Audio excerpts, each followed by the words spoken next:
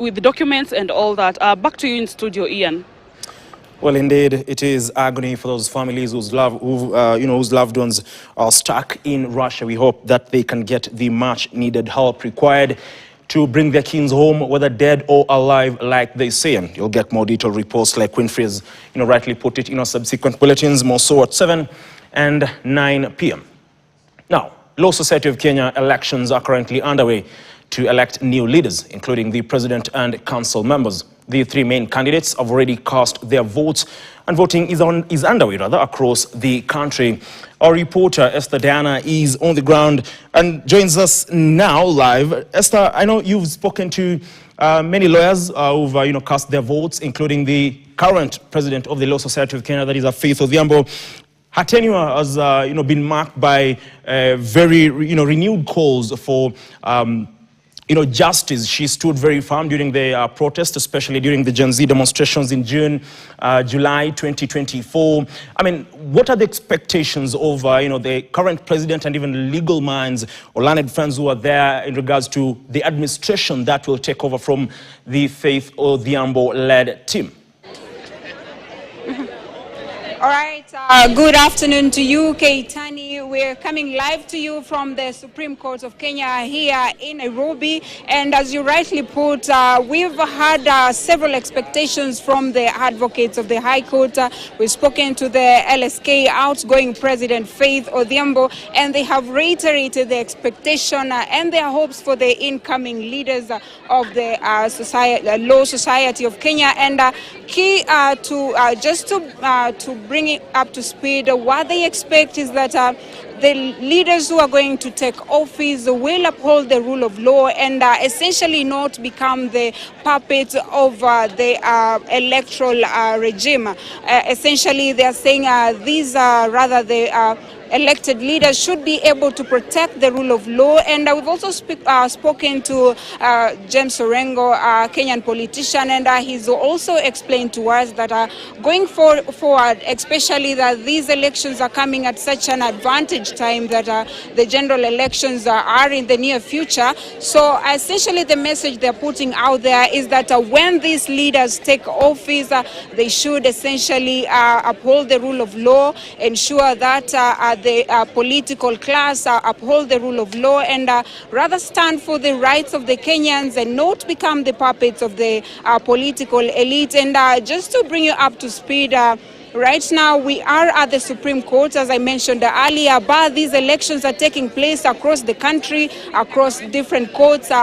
Elections are here, I'm told, is for a majority of the people who are casting votes here at the senior council, and other junior lawyer or other advocates have been spread across different courts across the country, ranking up to 18,000 lawyers are casting their votes today to elect their president, electing their vice president, and also the council members. And right now, here with me is the former LSK chairman and Nyamira senator, who will be speaking to us about his expectations for the incoming leadership of the LSK, and perhaps what are some of the things he hopes would change going forward. Karibu sana, Bwana Senator. Yes, thank you. Well, kindly speak to us about the field today. Are you excited about the elections today? I'm very excited. I've also cast my vote because we know the crucial role that the Law Society of Kenya plays in ensuring that we defend the Kenyan Constitution, we defend the rule of law, and that civil liberties that are enshrined in our Constitution are not taken away by the regime that is in power. So we really take this society as a very key organization. That's why I've come all the way to cast my vote, to also add my voice in picking a leader that will steer the Law Society to the next level. Amazing. And these elections come ahead of the 2027 general election. What would be your message to whoever will emerge the winner? Whoever emerges is that our constitution is under threat. There are people in the political class, given space, they will shred our Kenyan constitution to pieces. They don't care that Kenyans enacted a new constitution in 2010.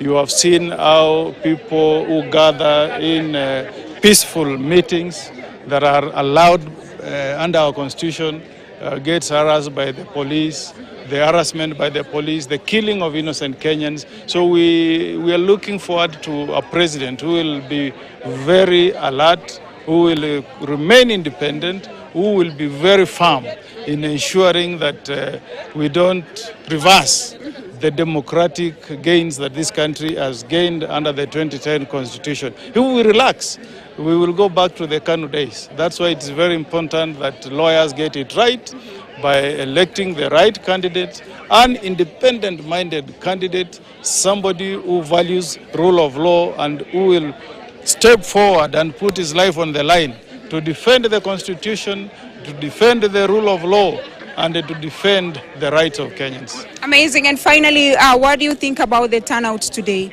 So far, it looks good. I mean, I'm impressed. I've met a number of my senior colleagues here. I just met Senior Orengo, I met Senator Mazayo, I met Mohammed. So it seems that people have taken a very keen interest in this election, and I hope the turnout will be good so that we give legitimacy to the person we are electing by having a turnout that is at least above 50-60%. Yeah. Amazing. Thank you very much, Senator. As you can see, the turnout is really great here today, and it's actually really interesting because given that many times when elections are ongoing, people take little to no interest in elections, but this particular turnout is particularly interesting. And as we mentioned earlier, these elections are taking place across the country, and later today we'll be going to the LSK offices, perhaps because currently the elections are being conducted by the Independent Electoral Commission and overseen by the LSK Electoral Board. So we're going to keep camp here. We're going to bring you up to speed as more unfolds. But of importance, or rather keen to our interest, is that the LSK president mentioned that some of the issues they are facing, especially for the women in the law framework, is sexual harassment, and generally there's been a lot of infringement of the rule of law. So perhaps as we keep tabs here, we're going to update you as more unfolds. But at this point, I'd like to give it back to you in studio. We'll keep you updated. Well, thank you very much, Esther Diana. Of course, like she